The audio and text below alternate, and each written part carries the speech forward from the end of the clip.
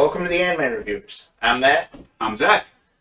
Today we're talking about Jujutsu Kaisen Episode 8, Boredom. Episode 8 is basically broken into two parts. The first part is a confrontation between the second years of Tokyo's Jujutsu Tech and the third years from Kyoto's branch of Jujutsu Tech. And the second part has to do with a meeting between the principal of Kyoto's school and Satoru Senpai. And these are both very compelling scenes and very good.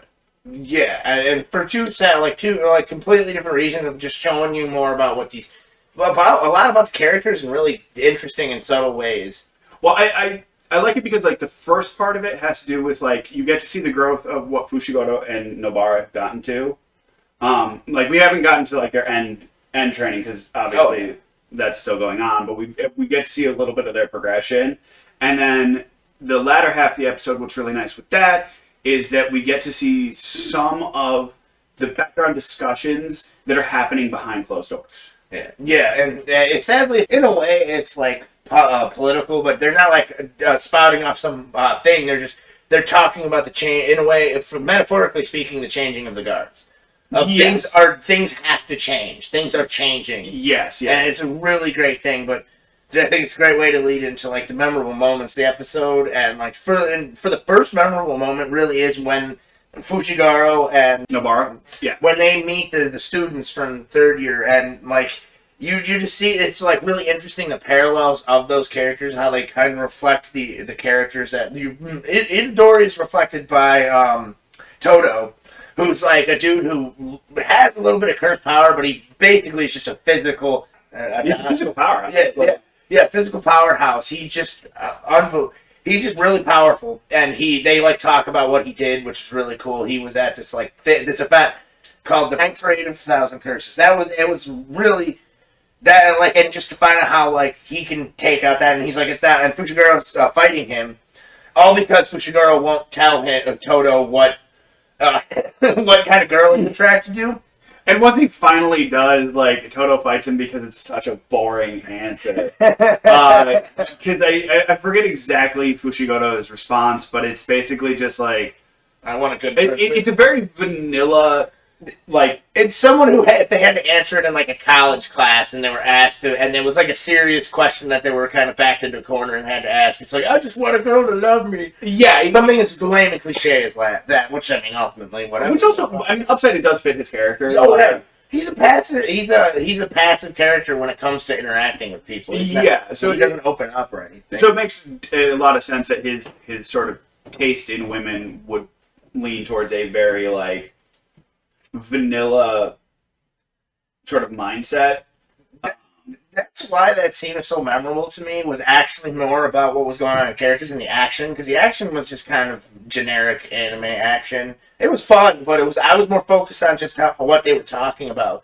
Where you see that Todo was kind of a parallel Itadori, where he's just a physical powerhouse. Yeah. And you see where each Itadori is going to go and surpass. On his own, not even with Sukuna, how he's going to be his own powerful person who's going to be able to solve problems. That was the first major memorable moment to me. And then just a little sub-memorable moment is just that they keep reflecting on in the parade, when they talk about the parade, and in another scene, they imply that Suguru Gatto, he's the guy who was in the purple robe in the last episode, that he was somehow involved in that parade, and it heavily is implied in the previous episodes and this one that he's up to no good, and it was heavily implied that he was probably responsible for that. It's also they don't specify it, but it's also heavily implied that he was part of Jujutsu Tech at some point. Yeah. Whether it was Kyoto or Tokyo's, I don't know. But because in the last episode, he's oh, they're Jujutsu Tech sorcerers, they can't see. I don't want them to see me. And then this episode, because they make such a reference with him, not only do they heavily imply he was a cause of the night parade, but it also leads into the implication that he was part of the Jujutsu Tech world, which I really enjoy. And the next memorable moment for me was when what's her name? Is it Mai? Yeah, when Mai is fighting and attacking Nobara. Yeah, when she's fighting Nobara and like Nobara is laying there looking all beat up after Mai pulls a gun at Nobara, and that really like then it cuts away to the other fight between Fushiguro and Toto are fighting. But anyways, you see her on the ground. You see Nobara on the ground, all beat up, and then Maki shows up and just threatens Mai with a boken, and it's pretty great because you see the parallel between the two of them, and they have a history. They have a history together. Well, they have a history because they're sisters. Yeah, that was gonna say. They have a history. They have sisters. And then she tells Nobara to get up, and then Mai's like, I beat her up too bad. Like basically says I beat her up too bad, and then Nobara just jumps on her back and starts choking her out and says, I'm gonna win the fight and I want your clothes. I think like yeah. I'll let you go when you leave, or when you leave, you can leave your school uniform or something. Whatever. Yeah, I could use a new pair of pants or something like that. And then she says her legs are too long, and then because she just keeps belittling her appearance. Which I mean, if you ever want to make upset a teenage girl, that's pretty much all you gotta do is pick out her looks. It's pretty sad. It's funny because there's like that truth. There's the truth to it. Yeah. It's just like how the Toto is like a perfect pair, like perfect. Like they're such generic characters, but they're good though. They're well written and they're believable. Yeah, they're just cliched people that you'll meet in your day-to-day life. Yeah. Then it's just like, did they find these people are printing press? just like every once in a while there's a mistake. They are secondary characters. Like they're not. Well, for now. The one thing I do want to add, real quick, that's actually before the Nobara moment, is with the Fushiguro and Toto fight. Something that we actually see from Fushiguro, which we haven't seen up till this point, is he ends up summoning his Shikigami like he usually does. That's his fighting style. But we actually get to see that he can combine two of them together, because he ends up combining Nue and the Gamma, which is the little frog that we saw a couple episodes ago saving Nobara. Like he combines them, so it ends up like these frog creatures with wings. Toto immediately blows them away, of course, but like it's cool that he can actually combine his spirit or his Shikigami. It's not just summoning them separately like we've seen up till now. So I enjoy the fact that they're also like, not only is he getting stronger, we're also showing a progression in his powers. Yeah, I didn't even actually think about that is a progression of his powers. And I just thought how they I just thought they looked a lot smaller. They're super small. But in the previous episode, they literally put Nobara in their mouth. In one of them, yeah. Like, and these things are tiny. I'm like, oh, I thought they were But big, it might be because of the way... logic.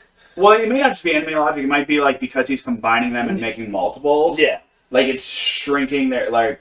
Yeah, like, Nue itself is super large. Yeah. Like, they can carry him. So it might be because he summoned multiple ones that Nue and Gamma's mass are sort of a static. And well, it was part of his plan to try and restrain him and beat him from a distance. Yeah, which it shows that Fushiguro is that like it's just showing more of his combat style and how he would address fighting. Because before you just he always there's dealing with that more that he thinks about things before he goes into them. Yes, he absolutely does. I think that's kind of it for the first half of the episode that really stands out. Oh no, I messed up. We get to actually see. So I was when Mai is rescuing Nobara, Panda and Toge Inumaki are rescuing Fushiguro. And you can see Toge's power. And you get to see Toge's power. Briefly, all he says is "Don't move," and it freezes. It freezes. Freezes Togo in place, which is very cool. But I also enjoy the fact that just before they save him, Fushiguro is about to take the fight seriously. Because up until then, he's sort of been trying to be very reserved. But there's a brief moment, and we've seen it once before when he's fighting, a couple episodes ago when he was confronting Sukuna, where he gets that very serious, almost borderline killing intent kind of facial feat. He goes very dead in the eyes. which is very cool because Toto at that point is kind of like over the fight and like, oh, this is really boring. There's nothing interesting. That's when Toto's like, oh, this will be fun now. I enjoy this. Okay, I will go. You have shown me something interesting. Like, you're not as boring as I thought you were. Oh yeah, he's got a lot. And that's something I really like too. Is he's got hidden potential. Like, because in anime, that's usually the tropes. Is there's these overpowered people, and then there's someone who's got like the main character or some sort of character that's in some way relevant. They got a hidden potential that makes them really powerful, and they've been hinting at it with him. And on for the second half of the episode is a confrontation between Satoru Gojo and the principal of Kyoto Jujutsu Tech, Gaku Ganji, which is hysterical because it opens with the principal asking when the Tokyo principal Yaga is going to arrive, and Gojo just walks in and goes, "Oh, he'll be late. He was given a false itinerary or false schedule." And I love how he just admits that I wanted to talk to you. Yeah. Satoru does not hide the fact that he did it, that it was intentional. I think that's definitely, for me, the most memorable scene is just their interaction. Yeah, that stands out way more for me than the first half. Like, the first half is definitely good, but like this is where, for me, the meat of this episode was. I just love how there's a lot of subtext to their conversation, and some stuff that he's just outright saying, that Satoru is just saying outright, like where he just straight up calls the that old guy out.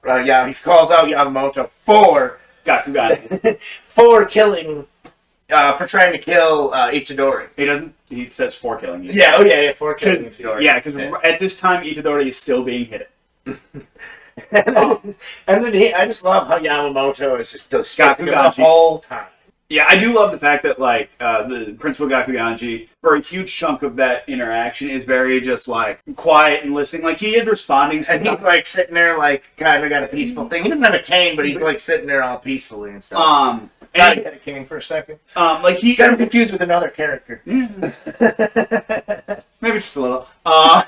But he's sitting there very sort of peaceful. Like, he's responding to Satoru, but it's very minimally. Up until Satoru makes a very particular and very important statement. And I think it's a very good it's a very good explanation of what we've been seeing up till now, and a very important foreshadowing for what's to come. Because he talks about the fact that, like, 2 of the third years from Jujutsu Tech, along with Aoi Todo from Kyoto, are, like, major powerhouses in the Jujutsu world.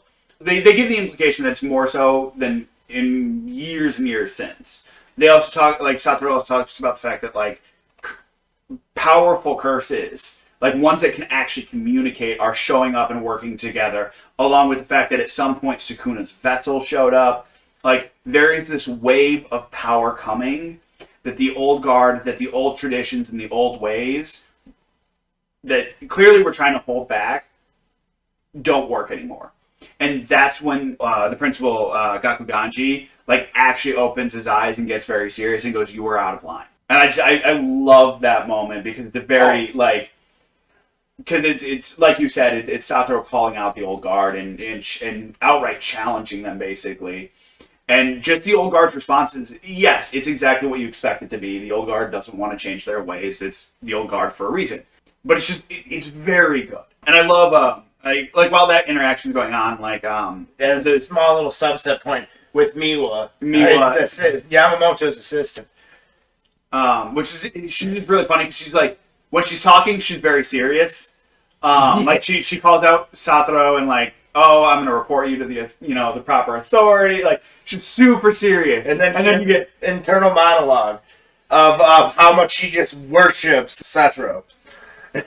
Yeah, she's like hardcore fangirl. Like, it's hysterical. And then as soon as it's all over, she asks him, or Gakuganji asks her to get some tea. Yeah, she goes out and walks out all like things. As soon as she closes the door, she just goes sprinting off after Satoru and like, "I need an autograph for a picture with him." Yeah. If I catch up with him, hopefully I can get a picture. I think is what she said. And a nice little comedic ending of the very very ending of the episode is her actually walking in, having got the picture, and then then Yamamoto asks for his tea. Yeah, it's like, tea? It's like, the fact that she's just like, "Oh, God." It's great. Like, it's a very fun episode. I very much enjoyed this. For final thoughts, like I think it's great. I think for me at least, the latter half is definitely the better half. I enjoy the fight scene, but like I don't feel like it adds a whole lot. Like I think it's important there is character or like not development, but like it shows up where the character growth that's been going on like in between episodes. But I think the meat of this one is especially in that back end, in that closed door meeting. I liked the whole episode, but it was definitely way more interesting in that latter half. But if the whole episode had been like that, I will like the pacing. I like that's This episode is an excellent example of good pacing, where you have the characters. The episode's called Boredom too, so you kind of know it's going to be a little bit of a filler. Like they set it up with the title of the episode, and then you walk in, and those characters are basically resting from all the training they've been doing, and they get attacked. They deal with the attack. You get to know like more of the internal side of the character. Plus, the people that are just going to be their rivals, not the villains, but their rivals. Yeah, especially for the tournament that's coming. Yeah, and you get to see what they're going to be facing. It helps you get a taste for and desire for that. You get to see Action Panda fight. And, he throws a punch. He sends Toto. He sends it backwards. Yeah, he slides on his feet though. Toto stands up because he gets frozen in place. But and then the later part, and then you get to see the guy talk for the first time, and then they have the really awesome dialogue. Then they also have the girls fight, which is a really great fight too. Just the way they're talking, and just that whole thing is very good. Just the talking that there's it's so good, and then the last part of the episode, you're just like, oh, I can't wait to see, because he's just telling this old guy off. Which if you're ever been a young person, when you're young, that's totally how you feel when when new things are coming historically. Even regular people, like anyone can relate to that in a very positive way of just these people so stuck in their ways and something very bad is happening. And they won't address, and their solution is to kill the thing that's probably going to help them. Yeah. Because he has control of Sukuna, and he says they kill him. Yeah. That's the one part I love from the previous episode. So that's where it makes you laugh. Like, it does make you laugh at that, is the fact that that Gojo has that, Satoru has that back pocket ace. And he really looks like Yamamoto from Bleach, except for with earrings. He really does. Yeah, he does have a lot of piercings. And he even sits like him. He's a stubborn old man who's stuck in the old ways and gets duped and tricked. It's implied he doesn't get duped or tricked here. Yeah, exactly. Yeah, we don't see that happen here, but you're right. It's definitely heavily implied that he's being duped and tricked. Yeah.